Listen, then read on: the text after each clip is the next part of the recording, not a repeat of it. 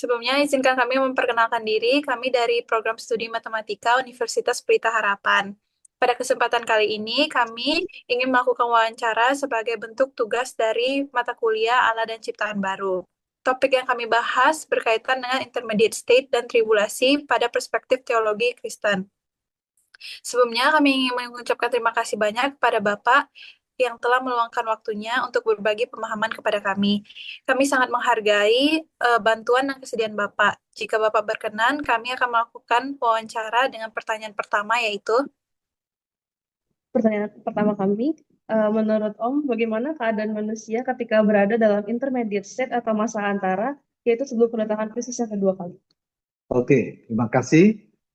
Berbicara tentang kedatangan Tuhan Yesus kali kedua, pada umumnya gereja-gereja memiliki tiga pandangan. Ya, pandangan yang pertama mempercayai bahwa Tuhan Yesus akan datang sebelum masa yang disebut dengan masa kesengsaraan besar atau tribulation. Sedangkan pandangan yang kedua memahami atau meyakini bahwa Tuhan Yesus datang kali kedua di pertengahan masa kesengsaraan atau tribulation tersebut, dikenal dengan istilah mid tribulation. Sedangkan pandangan yang ketiga memahami atau meyakini Kristus akan datang setelah masa kesengsaraan atau tribulation, atau disebut dengan post tribulation. Nah, kami pada dasarnya dari kelompok-kelompok aliran Pentakosta mempercayai kedatangan Kristus kali kedua itu terjadi sebelum masa kesengsaraan itu datang.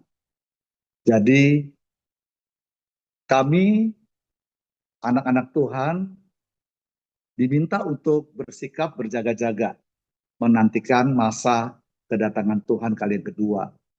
Akan ada tanda-tanda memang yang dicatat di dalam kitab Matius pasal 24, di mana akan ada gempa bumi, peperangan, bencana, dan berbagai macam tanda-tanda lain yang kita bisa baca lebih lengkap di Matius pasal 24. Tetapi tidak ada seorang pun yang tahu kapan kedatangan Tuhan itu akan terjadi.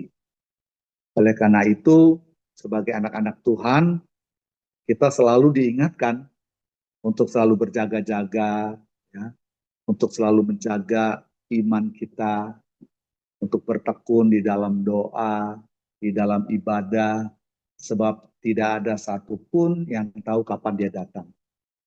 Kesukaran akan datang menimpa umat manusia, khususnya menjelang kedatangan Kristus kali yang kedua, ya, di mana seluruh dunia akan melihat tanda-tanda itu semakin lama semakin jelas.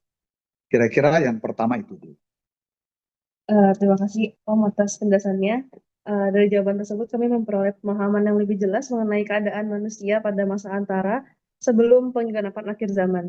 Eh, Pertanyaan kami yang selanjutnya, salah satu tanda sebelum kedatangan Kristus tadi kan kedua kali terjadinya tribulasi atau masa sengsara. Bagaimana pandangan Om mengenai masa tribulasi tersebut? Bagaimana seharusnya orang percaya menghadapi, mempersiapkan diri menghadapi? Ya. Nah, berbicara tentang masa tribulasi atau kesengsaraan, ya, seperti yang tadi saya katakan, pada umumnya gereja meyakini ada tiga pandangan, ya. Tetapi inti daripada masa kesengsaraan itu adalah masa kesukaran yang diakibatkan oleh pemerintahan antikristus, ya. Antikris dengan segala sistemnya akan memimpin dunia ini dan akan menimbulkan kesulitan-kesulitan, kesukaran-kesukaran, tantangan-tantangan, khususnya buat orang-orang percaya.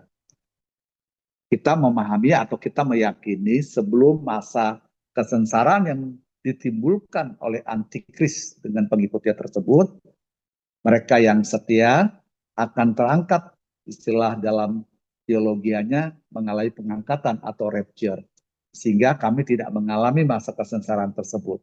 Tapi bagi mereka yang tertinggal, mereka akan mengalaminya. Oleh karena itu, sebagai anak-anak Tuhan, kita diminta untuk menjaga iman kita supaya tetap didapati setia pada saat Dia datang menjemput kita. Sementara bagi mereka yang tertinggal, bagi mereka yang masuk dalam masa kesukaran, ya, biarlah kiranya Tuhan akan menolong, Roh Kudus akan menolong kita, sehingga kita dapat melewati juga masa kesukaran tersebut. Oleh karena itu penting bagi kita anak-anak Tuhan, tak kala kita tahu akan ada datang masa kesukaran besar menimpa dunia ini dan juga orang-orang percaya, maka kita berharap sebelum semuanya itu terjadi, kita boleh mengalami yang namanya rapture atau pengangkatan. Dan untuk itulah kita diminta tetap, kalau dalam bahasa Alkitab, berjaga-jaga. Ya, dengan cara apa kita berjaga-jaga? Dengan cara menjaga sikap hidup kita untuk tetap sesuai dengan firman Tuhan, hidup dalam kebenaran, hidup dalam kekudusan, sehingga kita tidak didapati tercela. Sehingga pada akhirnya kita boleh diangkat sebelum masa kesukaran tersebut. Demikian. Terima kasih Om, penjelasan tersebut sangat membantu kami memahami bagaimana makna tribulasi dalam kehidupan orang percaya. Oke. Demikian wawancara yang dapat kami lakukan pada kesempatan ini. Kami mengucapkan terima kasih atas waktu, kesediaan, serta pemaparan yang telah Bapak berikan. Jawaban dan pandangan Bapak sangat membantu kami dalam memahami topik intermediate state dan tribulasi yang kami pelajari dalam mata kuliah Allah dan Ciptaan Baru. Kami mohon maaf apabila terdapat kekurangan atau hal-hal yang kurang berkenan selama wawancara berlangsung. Kiranya Tuhan senantiasa memberkati kehidupan dan pelayanan Bapak. Terima kasih, selamat pagi. Tuhan memberkati. Terima kasih, Tuhan memberkati. Shalom. Thank you Om. Ya, Shalom. mudah-mudahan Shalom.